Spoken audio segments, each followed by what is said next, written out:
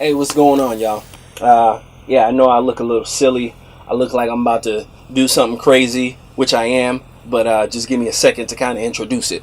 So, a few months back, a friend of mine came out with this awesome book called The Book of Rhymes. And if you are a rapper, poet, singer, any type of creative person that writes music or anything like that, I definitely recommend that you get this. But what he did was he put out this challenge where you go to a page in the book and you pick out a few words and you make a rhyme out of it. He told me to, make it like 4 bars, but I put a little more in there, you know what I'm saying? I was feeling a little creative, you know what I'm saying? So, without further ado, this is the Book of Rhyme Challenge, and my name is Lee Francois. Here we go.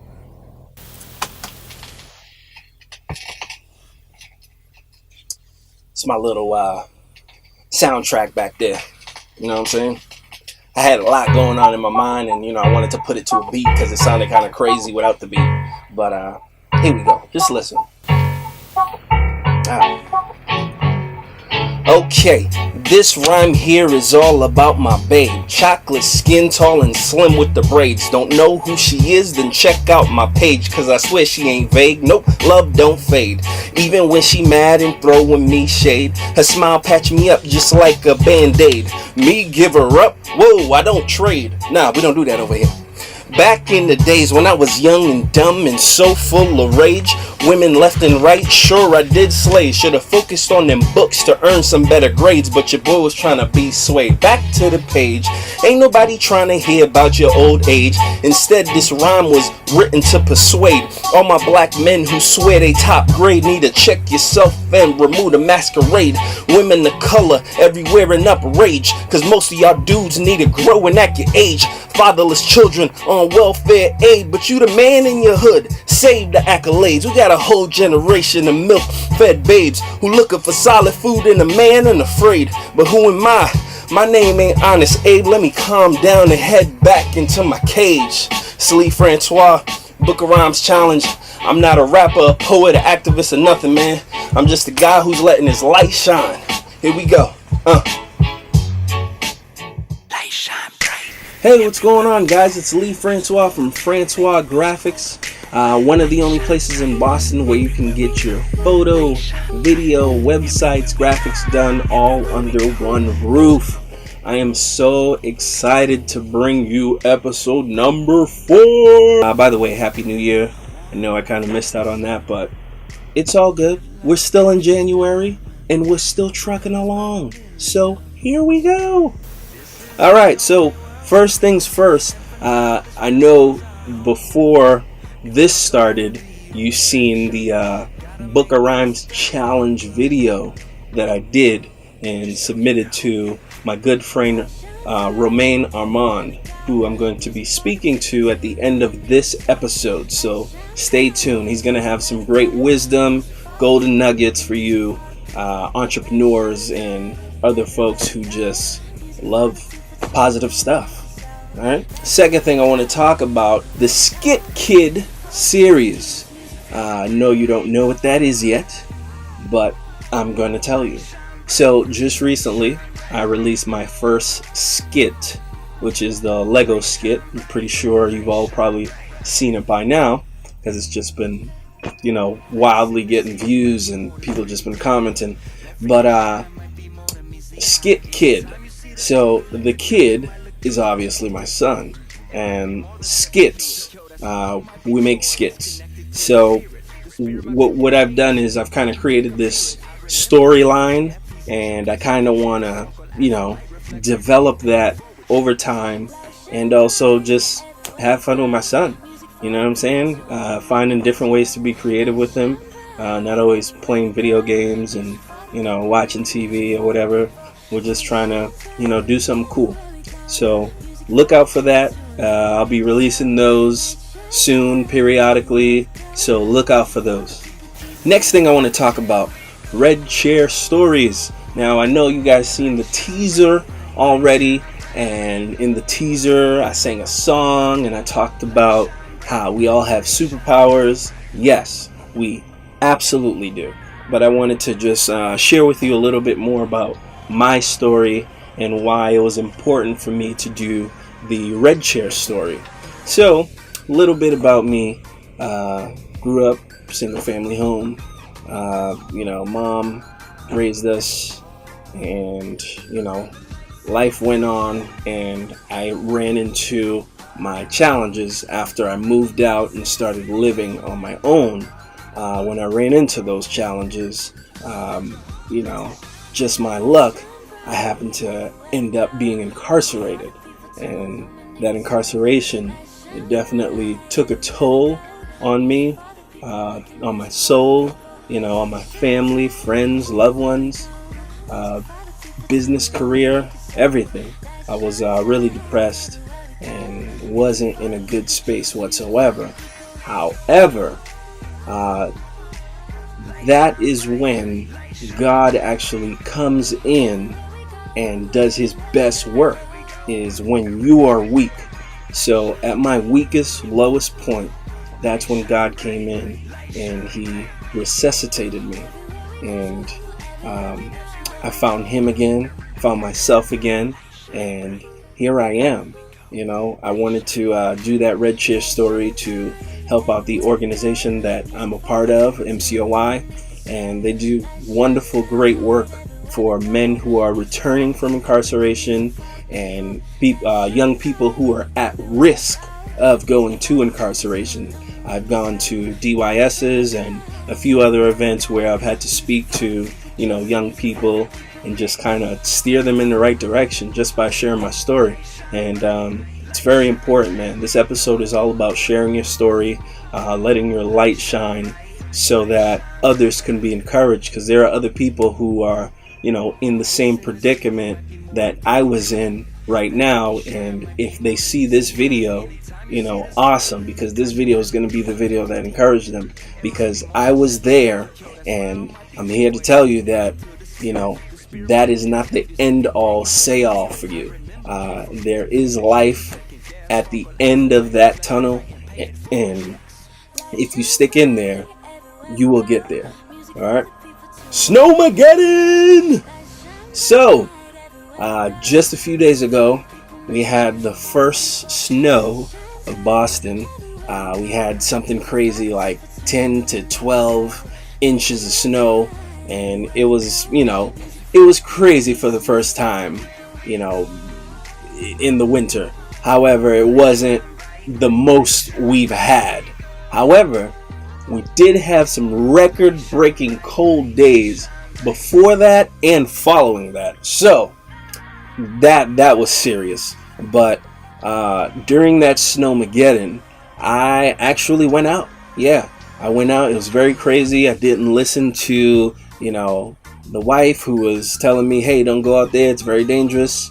And, I'm sorry that I didn't listen to you, babe, but, I went out there and I wanted to brave the storm, and I made a promise to one of my cousins that I would get into shape with him. And the storm happened to come on that day, so I made it through the storm, and we actually, was working out. He also got to help me with some business ideas that I had in my mind, and some things that I have written out.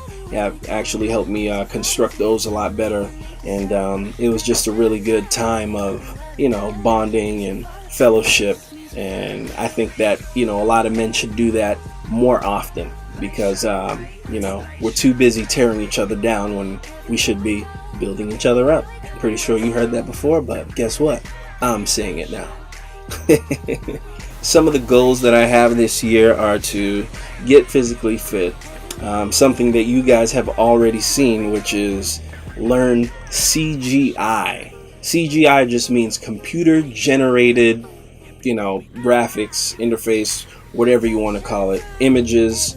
But I'm learning this program right now in Adobe that, just allows you to do some really, really cool things. And you guys already seen that in the Lego skit. So I'm just going to be continuing on that journey of learning that program so that those can get better, because I'm a huge sci-fi fan. I love Stranger Things. If you have, hold on a second, If you have not seen Stranger Things, you're missing out. Something's wrong with you, and you need to go somewhere and cry. Stranger Things is awesome. The best sci-fi series to come out since E.T. because it's, something similar to E.T. and I really loved E.T. by Steven Spielberg, but you guys really need to check out Stranger Things if you haven't already. It's on Netflix. Do that right now, please. All right. So moving on. The other goal that I want to kind of get to this year is I want to continue spreading positivity, because as you all know, we ended 2017 really rough. A lot of negativity, a lot of stuff coming out in the media, the hashtag Me Too campaign. Like, there's just a lot of stuff that's just been going on.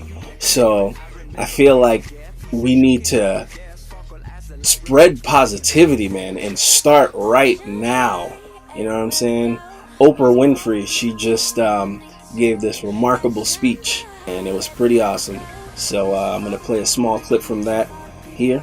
And then right after that, we're going to get into the interview with Romane Armand. Oprah, the star of stars, commanding the room, and for many, capturing in one speech a movement that has spread across the country. I want all the girls watching here and now to know that a new day is on the horizon. She's known as the Queen of Talk, and last night the world was listening. For too long, women have not been heard or believed if they dared to speak their truth to the power of those men. But their time is up.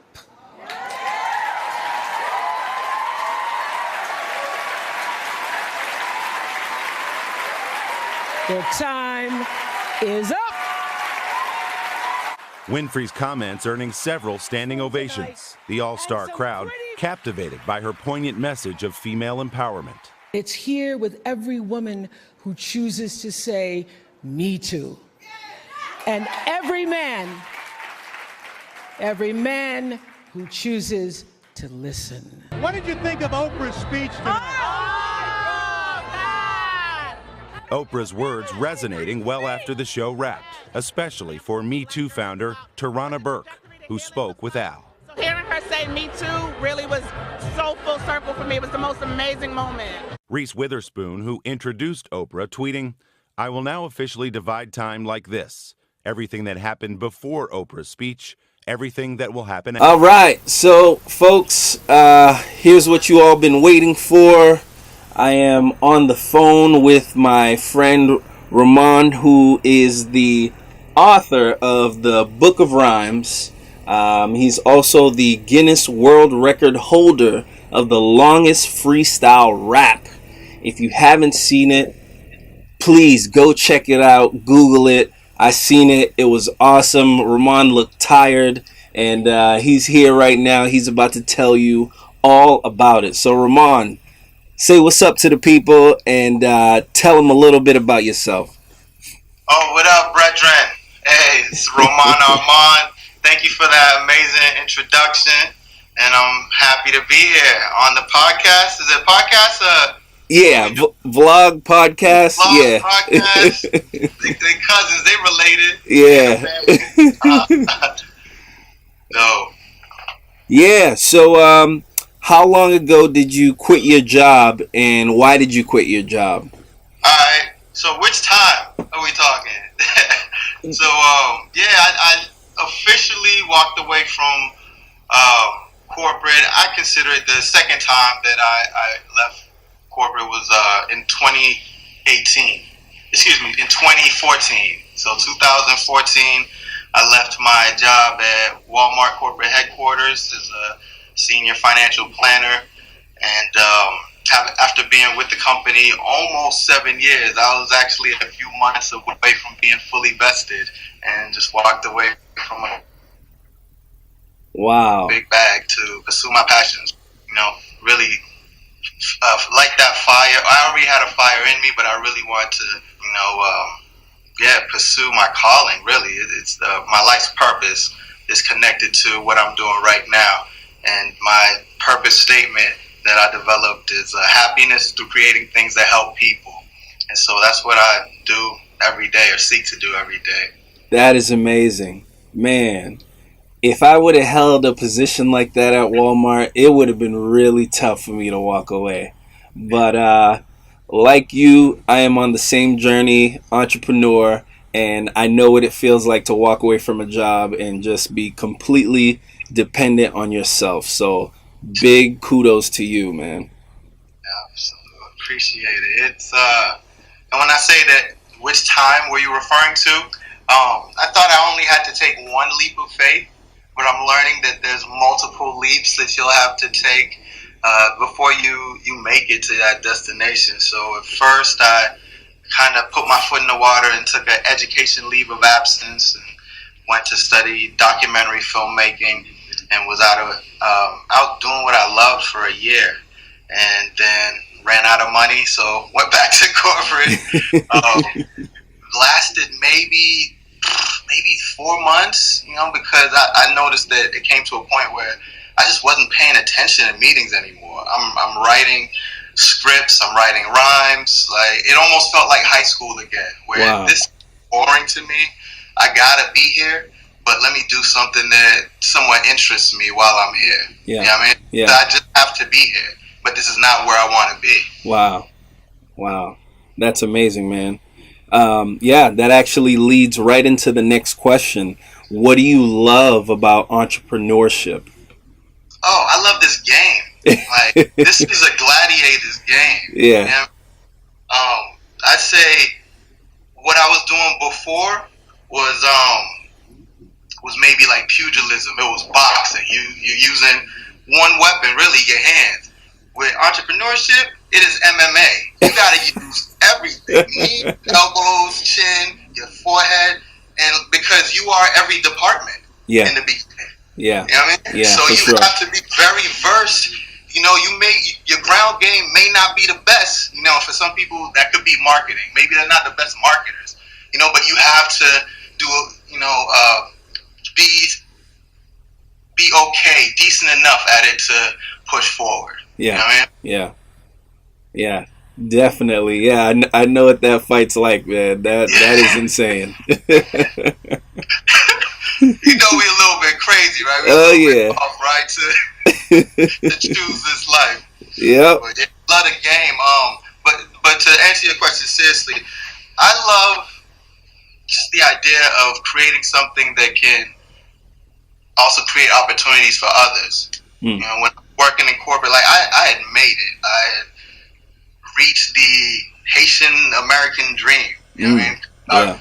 Parents come here for us to have a better life, and I was able to go to a great university, graduate from college, get a good corporate job, making six figures, and working my way up the ladder. Yeah. But the thing is, you know what neighborhoods we come from. Like, I wasn't in a position to give a chance to one of my friends who was really bright and capable, but maybe made a mistake in his life. Absolutely. And has a stain on his record or whatnot. Like, I couldn't do that working in corporate. But when I build my own corporation, right, which I have right now, Creative Constipation Inc., and now I can create opportunities for others. Whether it's filmmakers, graphic designers, whatever it is, and really you just got to be good at what you do, or really eager to learn, and just solid when it comes to morals and ethics. Right. You know what I mean? Right. Yeah, tattoos on your face, all that. Yeah. So I'm really about creating opportunities for others. That's amazing. And you're in a better position to do that as an entrepreneur. Yeah, I agree. Totally agree. Wow. Amazing stuff. So, last question. What would you say to someone who's considering taking this next step? And what I mean by that is someone who has just had enough, and said, hey, I want to do something that I'm going to be happy doing, even if I'm not making the right amount of money to support myself. What do you say to that person? Okay. I would say what you said in your question, steps. Focus on taking steps before you take that leap, right? Because I didn't just wake up and decide to quit my job one day. Yeah. Like it was. I knew what I wanted to do, or had a very good idea what I wanted to do, and started to plan and prepare for it. Saved money to not work for years in a row and be a starving artist, and be able to focus on the business, my publishing company and multimedia company, and focus on the art, the documentary film that I'm working on, and also eat food. You know what I mean? Because that's the doing all that and still find a way to eat food and have a place, a roof over your head. Absolutely. But yeah, take those steps. Like Book of Rhymes, fortunately, is a very, very successful book right now. But like we're on year 17 since I had the idea for the book, and I'm still not at a point where it is paying the mortgage. And actually got there in December.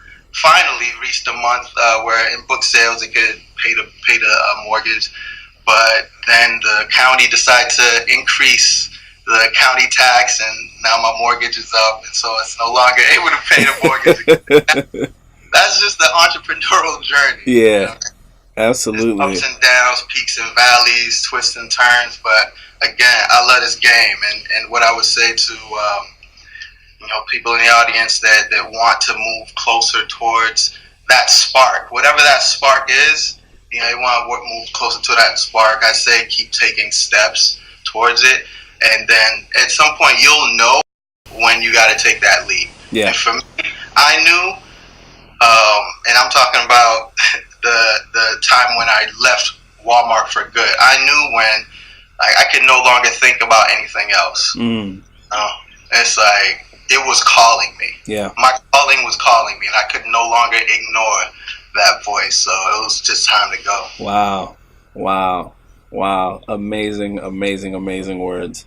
Well, Romane, on that note, my hat's off to you, sir. You've been doing some incredible things. I've been watching your journey, taking all these tours to all these different states, doing your book signing, and just promoting the heck out of this thing. On top of that, you had a Book of Rhymes challenge where you challenge people to, pick some words out of the page. I actually submitted a video myself, and I'm going to send that to you right after we get off this call.